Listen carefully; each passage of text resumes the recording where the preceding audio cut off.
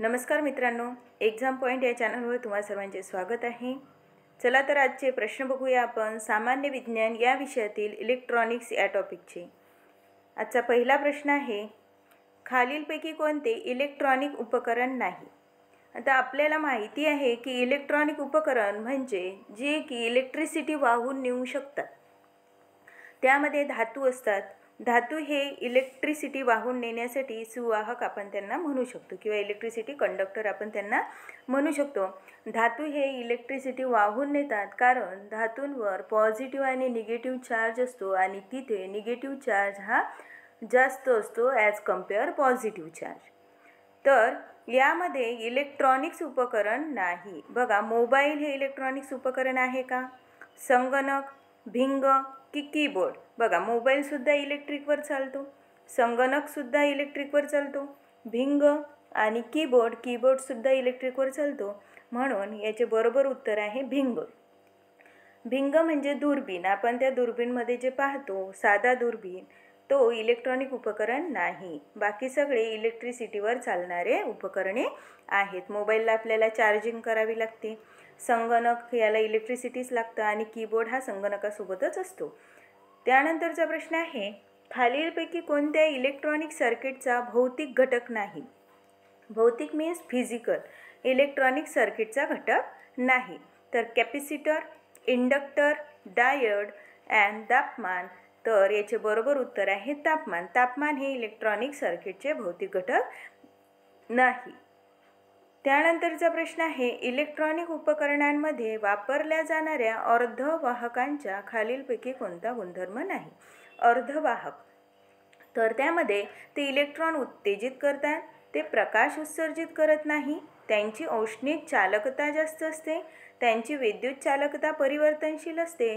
तर यामध्ये बरोबर उत्तर आहे ते प्रकाश उत्सर्जित करत नाही। जे काही इलेक्ट्रॉनिक उपकरणामध्ये वापरल्या जाणाऱ्या अर्धवाहकांचा गुणधर्म आहे तो प्रकाश उत्सर्जित करत नाही।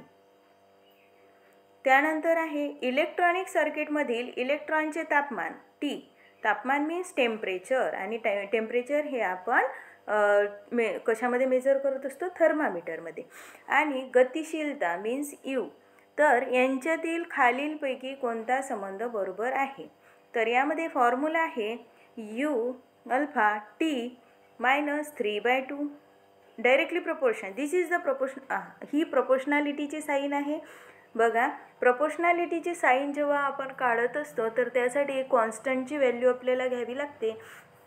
तर U प्रोपोर्शनल, डायरेक्टली प्रोपोर्शनल, हा डायरेक्टली प्रोपोर्शन आहे T minus 3/2, U directly proportion T minus 1/2, U directly proportional T, U inversely proportion directly proportion T minus 1। तर बघा, बरोबर उत्तर आहे U directly proportion T minus 3/2।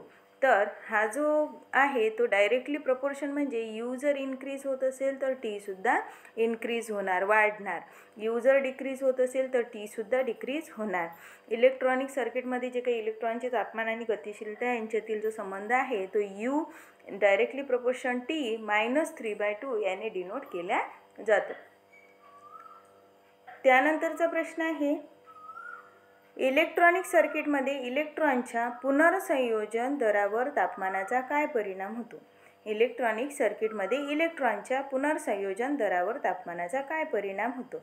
बघा, मुक्त इलेक्ट्रॉन जर एखाद्या मेटलकडे मुक्त इलेक्ट्रॉन असतील तर तेच इलेक्ट्रॉन इलेक्ट्रिसिटी वाहून नेण्यासाठी कारणीभूत असतात। इलेक्ट्रॉनच जर त्यांच्याकडे नाही आहे, एक्स्ट्रा जे इलेक्ट्रॉन्स असतात एखाद्या एलिमेंटमध्ये, त्याच्या आउटर मोस्ट शेलमध्ये जे काही एक्स्ट्राचे इलेक्ट्रॉन्स असतात त्यांना फ्री ऑफ इलेक्ट्रॉन आपण म्हणतो। आणि ते फ्री ऑफ इलेक्ट्रॉन जे काही आहेत ते इलेक्ट्रिसिटी वाहून नेण्यासाठी मदत करत असतात। आणि असे जे इलेक्ट्रॉन्स आहे या इलेक्ट्रॉन्समुळेच इलेक्ट्रिसिटी कंडक्ट केली जाते। तर हे इलेक्ट्रॉन्स त्यांच्या पुनर्संयोजनाच्या दरावर किंवा त्यांच्या तापमानावर परिणाम करत असतात। तर ते कशा प्रकारे करतात? तापमान वाढल्याने पुनर्संयोजन दर वाढतो, तापमान वाढल्याने पुनर्संयोजन दर कमी होतो, पुनर्संयोजन दर तापमानापासून स्वतंत्र असतो, अर्धवाहकांमध्ये इलेक्ट्रॉनचे पुनर्संयोजन होत नाही। तर बरोबर उत्तर आहे तापमान वाढल्याने पुनर्संयोजन दर हा कमी होत असतो. तापमान वाढले तर पुनर्संयोजन दर सुद्धा कमी होतो. त्यानंतरचा प्रश्न आहे, इलेक्ट्रॉनिक उपकरणांमधील अर्धवाहकांबद्दल खालीलपैकी कोणते बरोबर आहे? अर्धवाहक बघा, एलिमेंटल अर्धवाहकांमध्ये थेट बँड गॅप असतो. कंपाऊंड अर्धवाहकांमध्ये अप्रत्यक्ष बँड गॅप असतो. बाह्य अर्धवाहकांमध्ये अशुद्धता इंजेक्ट केली जाते किंवा अंतर्गत अर्धवाहकांमध्ये डोपिंग केले जाते. तर बरोबर उत्तर आहे बाह्य अर्धवाहकांमध्ये अशुद्धता इंजेक्ट केली जाते. तर अशुद्धता इंजेक्ट केल्यानंतर जे काही इलेक्ट्रॉनिक उपकरणे आहेत त्यांच्यामध्ये अर्धवाहकांमध्ये जो बदल आहे तो दिसायला लागतो. त्यानंतरचा प्रश्न आहे, इलेक्ट्रॉनिक उपकरणांमध्ये इलेक्ट्रॉन होल जोड्या निर्माण करण्यासाठी खालीलपैकी कोणते तंत्र वापरले जाऊ शकत नाही? तर इलेक्ट्रॉन उपकरणामध्ये इलेक्ट्रॉन होल जोड्या निर्माण करण्यासाठी थर्मल उत्तेजना, प्रभाव आयनीकरण, फोटो उत्तेजना की अशुद्धता इंजेक्शन? तर यामध्ये बरोबर उत्तर आहे अशुद्धता इंजेक्शन. यांचा उपयोग केला जाऊ शकत नाही. इलेक्ट्रॉनिक उपकरणामध्ये इलेक्ट्रॉन होल जोड्या निर्माण करण्यासाठी अशुद्धता इंजेक्शन यांचा उपयोग केला जात नाही. इलेक्ट्रॉनिक उपकरणांमधील अर्धवाहकांबद्दल खालीलपैकी कोणते बरोबर नाही? बाकीचे विधान यामध्ये 4 ऑप्शन दिलेले आहे. तर 4 ऑप्शनमधले 3 ऑप्शन हे बरोबर आहे, पण त्यामधलं एकच ऑप्शन हे चुकीचं असणार आहे. तर बघा, अर्धवाहकामध्ये इलेक्ट्रॉन फर्मी पातळीच्या खाली असतात. क्षीण झालेले अर्धवाहक वाहकासारखे वागतात. फर्मी पातळी तापमान आणि डेपिंगपासून स्वतंत्र असते. पेंटॅव्हॅलेंट अणू एन प्रकारच्या बाह्य अर्धवाहकांमध्ये वापरले जाते. तर बरोबर उत्तर आहे फर्मी पातळी तापमान आणि डेपिंगपासून स्वतंत्र असते.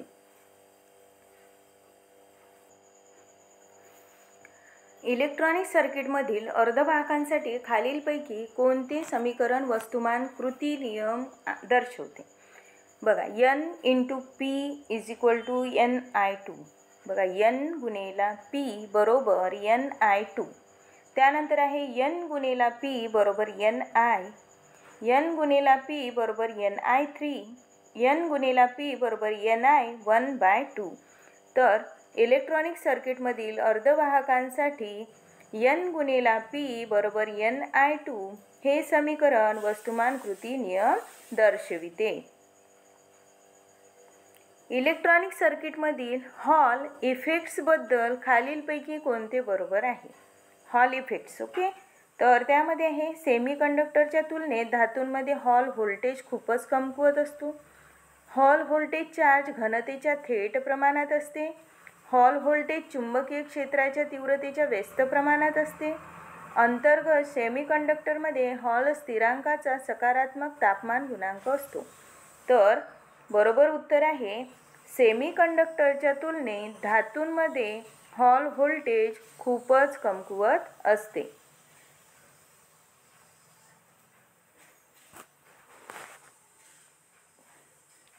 इलेक्ट्रॉनिक उपकरणांमध्ये स्टेप ग्रेडेड जंक्शनबद्दल खालीलपैकी कोणते बरोबर नाही? तर इलेक्ट्रॉनिक उपकरणांमध्ये स्टेप ग्रेडेड जंक्शनबद्दल कोणते विधान बरोबर नाही?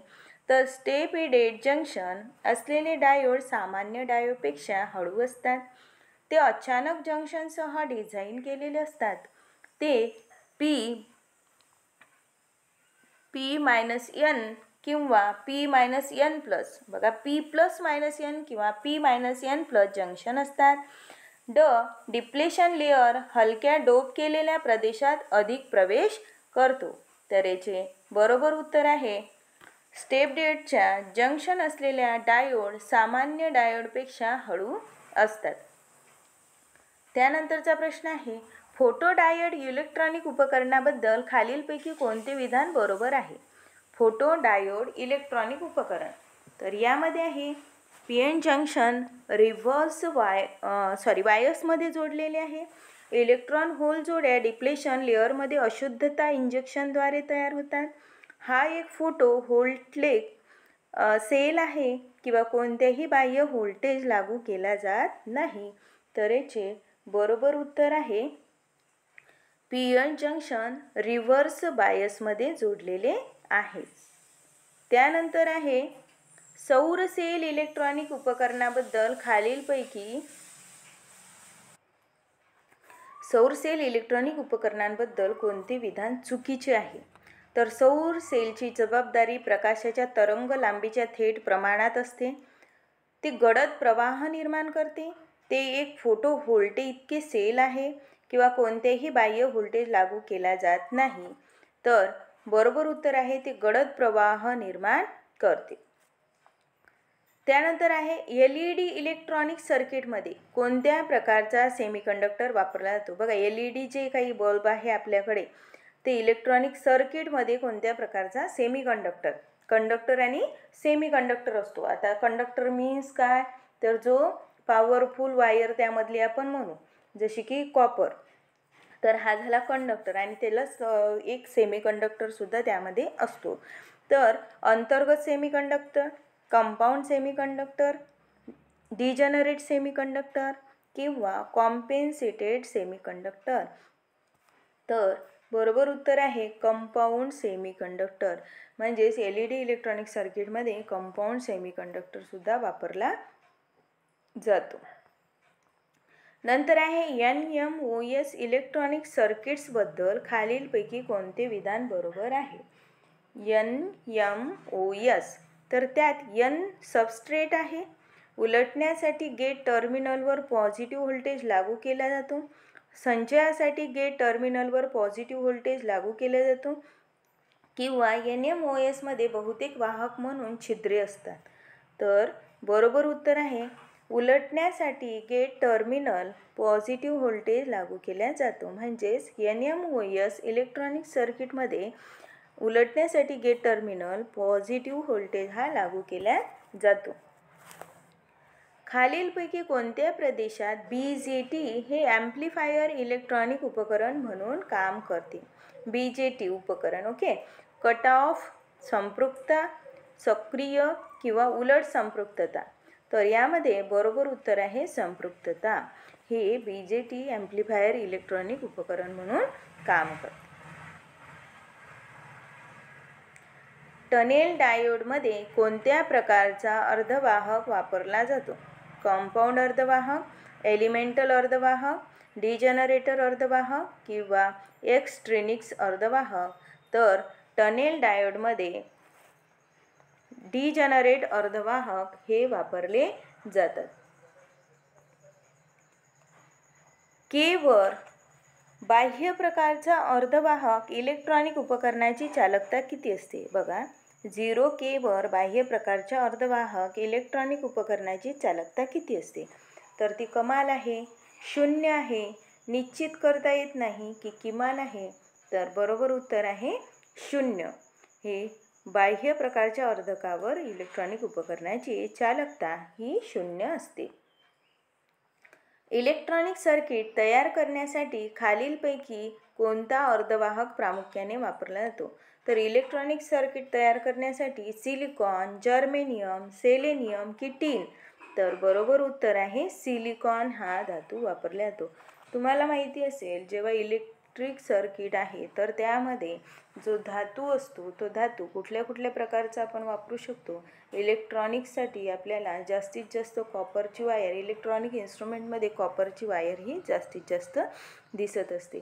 तर जसं सोडियम पण आहे, त्यानंतर कॅल्शियम पण आहे, आयरन पण आहे, कॉपर आहे, पोटॅशियम आहे. तर ह्या सगळे जे धातू आहेत तर हे धातू आपण इलेक्ट्रिसिटी कंडक्ट करण्यासाठी वापरू शकतो.